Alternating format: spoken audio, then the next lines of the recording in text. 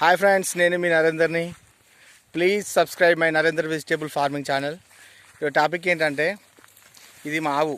అది వెళ్ళిపోతుంది చూడండి, పడుతుంది కదా. రీసెంట్గా 1 month బ్యాక్ అది దుడ్డే పుట్టింది కోడే. దాని పేరు నాగి. అగ్గో, ఎవరికి అది చాలా పవర్ఫుల్. అది పోయినామంటే అదేమో దాని పాలనికి వెళ్తుంది, కానీ అదేమో అది ఇవ్వట్లేదు, సగం నిలబడట్లేదు. దీని స్టోరీ ఏంటంటే, ఒక 3 years బ్యాక్ ఇప్పుడు అది ఆవుని 3,000 రూపాయలకు కొన్నాం మేము. ఏంటంటే మా బావి పక్కకు ఒక ఆయన కషాయుడు తీసుకెళ్తుండు. నువ్వు ఎంతకు తీసుకున్నావు రా బాబు అమ్ముతుంటే ఆయన 2,500కు ఆయన తీసుకుండు. మేము 3,000 ఇస్తాం మాకు ఇచ్చాయంటే ఇచ్చేసిండు. అప్పుడు దాని ఏజ్ ఒక 6-7 months ఉండొచ్చు. ఇప్పుడు అది దాని అలాగే చాదినాం. దీని ఒక్కటే ఉండే. ఇవన్నీ మా బర్రెలు ఇక్కడ ఉంటాయి, మాకు 6-7 ఉంటాయి. దాంతోపాటు ఇది కూడా మా షెడ్లో వేసి చాదడం జరిగింది. ఇప్పుడు రీసెంట్గా ఇది డెలివరీ అయింది. ఇప్పుడు ఒక 4 liters ఇస్తుంది పాలు అయితే ఇప్పుడు. కానీ మేము అట్లా సేవ్ చేసినాం దాని నుంచి.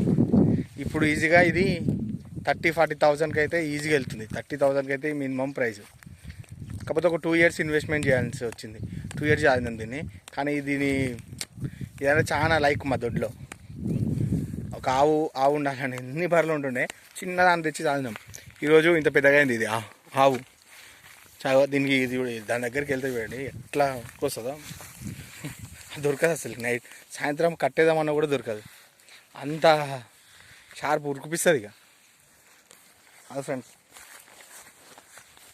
మీరు కూడా ఇట్లా దొడ్లో బర్రెలు ఇట్లా ఉంటాయి కదా, 1-2 ఇట్లాంటి ఆవులు తెచ్చేయండి. అవి లెస్ ఇన్కమ్, లెస్ ఇన్వెస్ట్మెంట్. పెద్ద డైరీలాగా అవసరం లేదు. మామూలుగా మార్నింగ్ టైం ఒక 10 o'clock అట్లా ఇప్పేసినాం అనుకోండి, 4-5కి కట్టేస్తాము. లేదా మార్నింగ్ ఒకసారి 6 అట్లా 7 అట్లా ఇప్పేసి 11కి కట్టేస్తాం. మళ్ళీ 2 నుంచి స్టార్ట్ చేస్తాం. 2 o'clock అట్లా తీసినాం అనుకో, బయట గ్రేజింగ్ చేస్తుంది, వచ్చి షెడ్లు ఉంటుంది.